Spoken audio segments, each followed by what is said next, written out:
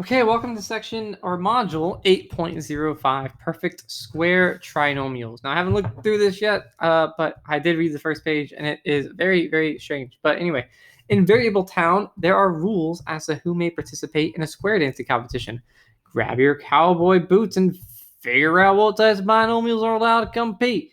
4 teams of dancers want to compete. Each couple has drawn binomials from a hat. Binomials will determine whether or not they can compete. Select each couple's picture to see the results. All right. So, the first couple, I'll stop. Okay, x plus 5. This couple is allowed to compete. The one on the right here is not allowed to compete. And you're looking at if you can't tell, there's like x plus 5 and x plus 5. There's x minus 2, x plus 3. That's why. Okay, this couple here, x minus 4 and x minus 4, they are allowed to compete. And in the last couple here, x plus 4 and x plus 5 are not allowed to compete. So, here's the thing. Perfect square trinomial. Anyway, perfect squares are the same thing multiplied by themselves. So, x plus 5 and x plus 5 are allowed to compete because they're both the exact same thing. It's x plus 5 times itself again, another x plus 5. And the other one, x minus 4 and x minus 4, because x minus 4 is the same as x minus 4. Does that make sense? But the other ones, not allowed to compete, are not the same, right? X minus 2, x plus 3, not the same. X plus 4, x plus 5, not the same, right? So perfect squares are the same thing multiplied by itself, right? One thing multiplied by itself. Let's look at page 2.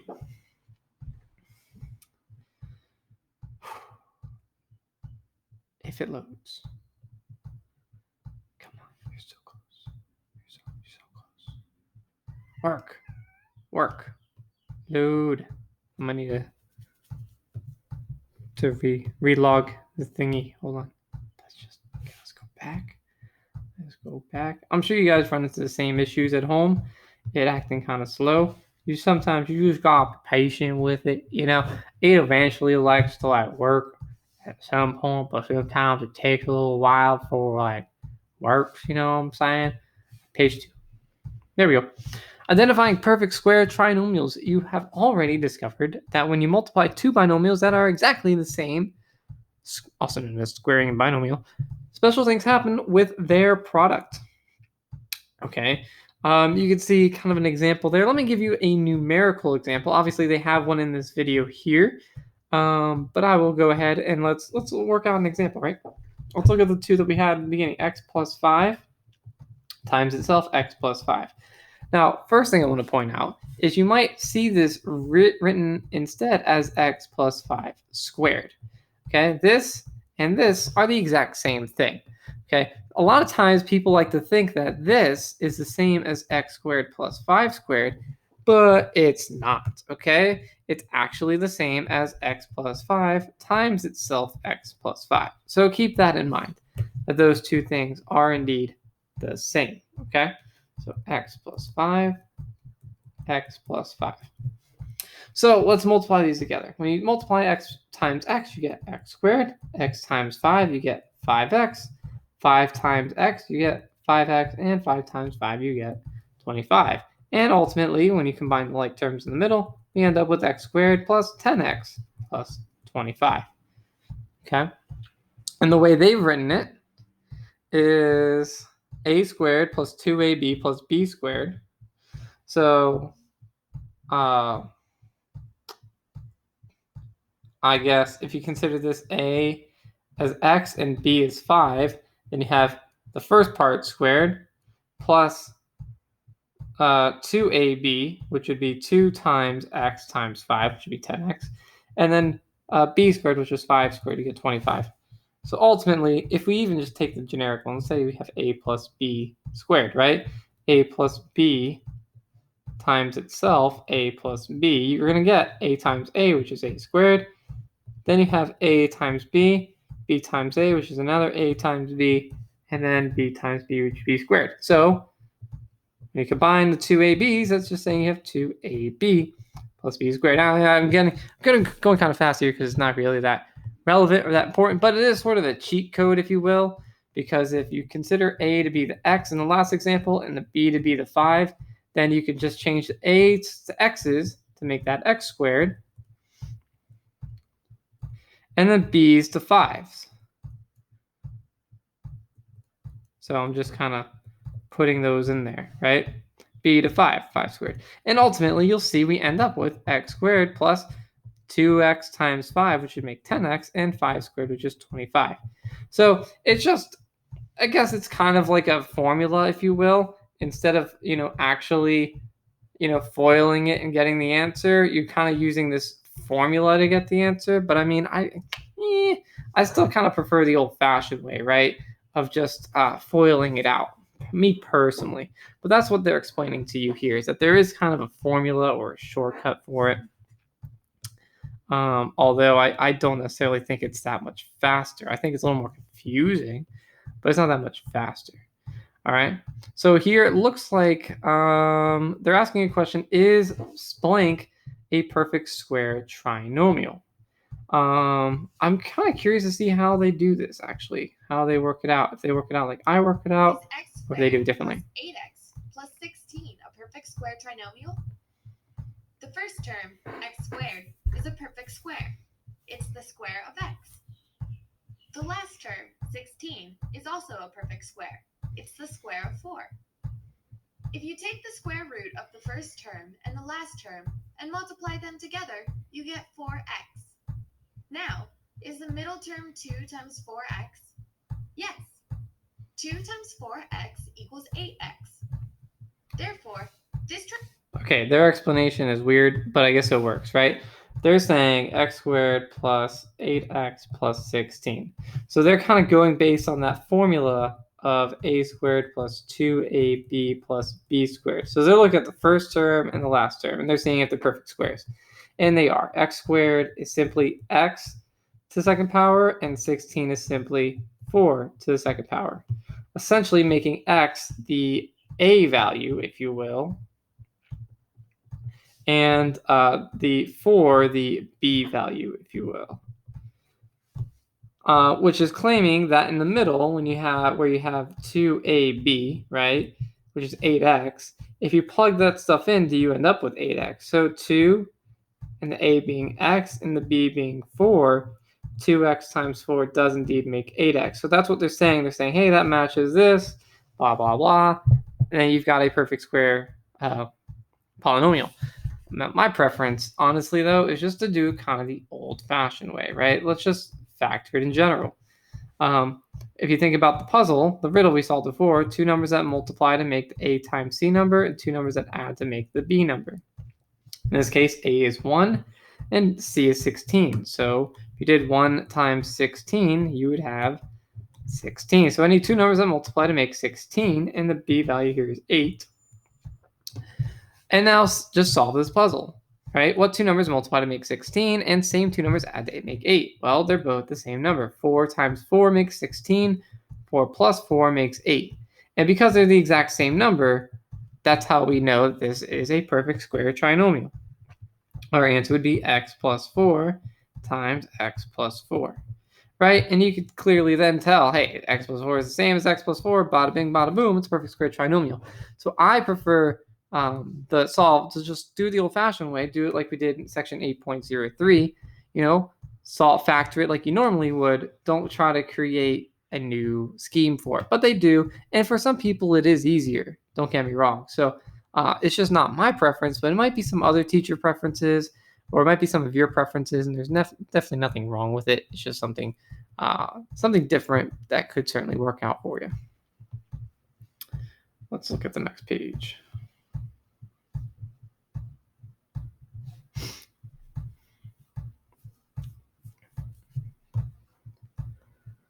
Okay, so factoring perfect square trinomials. The best squared answers in variable town know how to multiply themselves together and then factor themselves back out.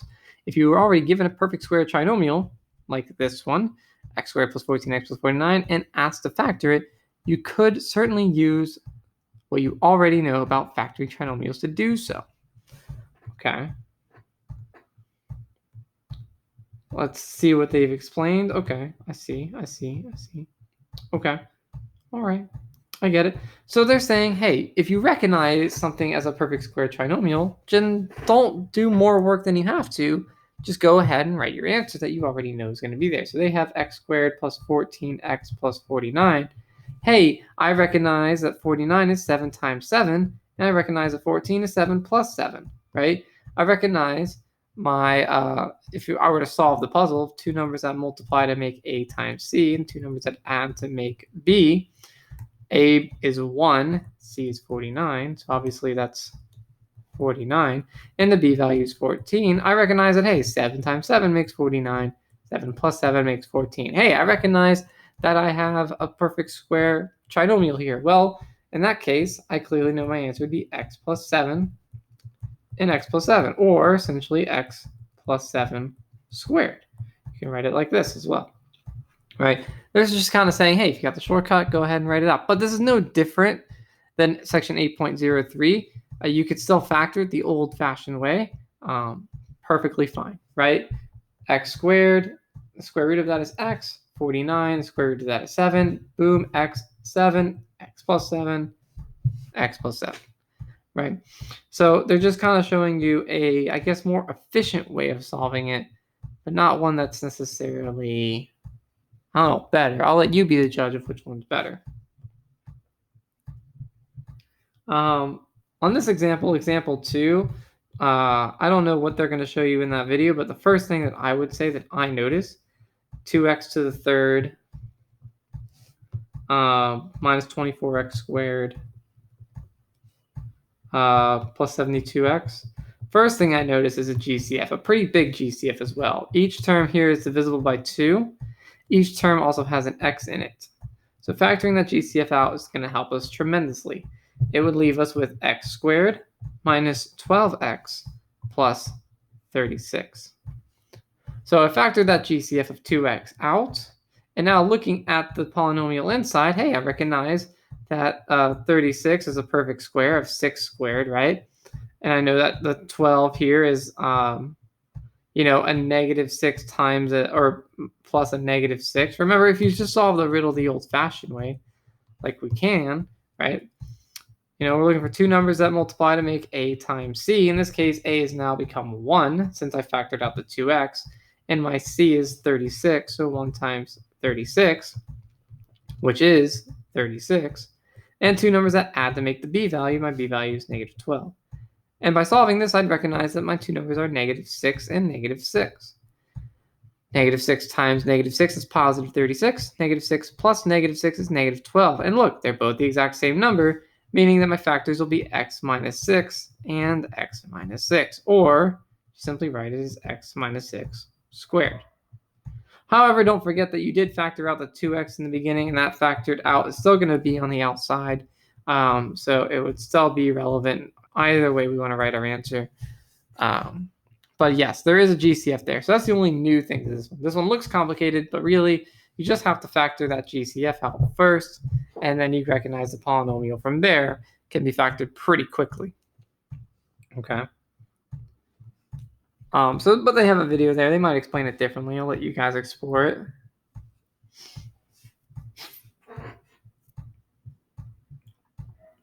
Okay. They definitely show you some good tricks here, I think. Some that it's very simple overall when you look at it. Makes it pretty easy, I think. Okay, you have your activity, so you can determine yes or no whether these are perfect square polynomials or not.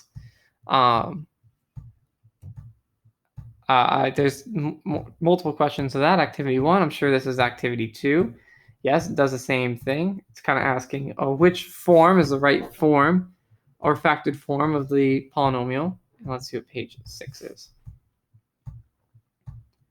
Okay, another activity, activity 3. So you get to fill in the last blank, if you will. Now that's a very curious one. I'm actually going to help you out with this one because they haven't shown us that before in the notes. So let's see, we got 4x squared minus 20x. And then the question is, what's the last part? Plus what number at the end? Okay, so using their rule of having, remember, a squared plus 2ab plus b squared. In this case, it's actually minus 2ab since it's a negative 20. All right, the real quick question here is, what is the value of a? What exactly are we squaring here? 4x squared is actually 2x squared. Hopefully that makes sense. 2x squared means 2x times itself, right? So 2x times 2x would be 4. 2 times 2 is 4, and x times x makes x squared. So in fact, it's not actually 4x or 4. The actual a value here would be 2x. Because essentially what you're doing is you're trying to figure out, what's the square root of 4x squared? Well, the square root of 4 is 2, and the square root of x squared is x. So 2x is how we get that answer. Okay, so you might not realize it, but indeed, this is actually, the square root of that is actually 2x. Now, if we consider that back into this, right, if we consider that a is actually 2x, then when I put it in this version of the formula, negative 2 times 2x times b, right? My question is, I don't know what the b value part is. I just know that negative 2 is part of that equation. I know the a value, which is 2x. But what's b? I know that this value is supposed to be negative 20x. So what's b? Well, this would be negative 2 times 2x would make a negative 4x, right? If I just combine that, this would be negative 4x. So times what? Negative 4x times what turns that into negative 20x? The answer is 5, right? That would have to be a 5 there, right? Negative 4x times 5 would mean negative 20x. So that must mean that secretly the b is equal to 5. So if the b is equal to 5, then b squared is 5 squared, which means it must be 25. Okay.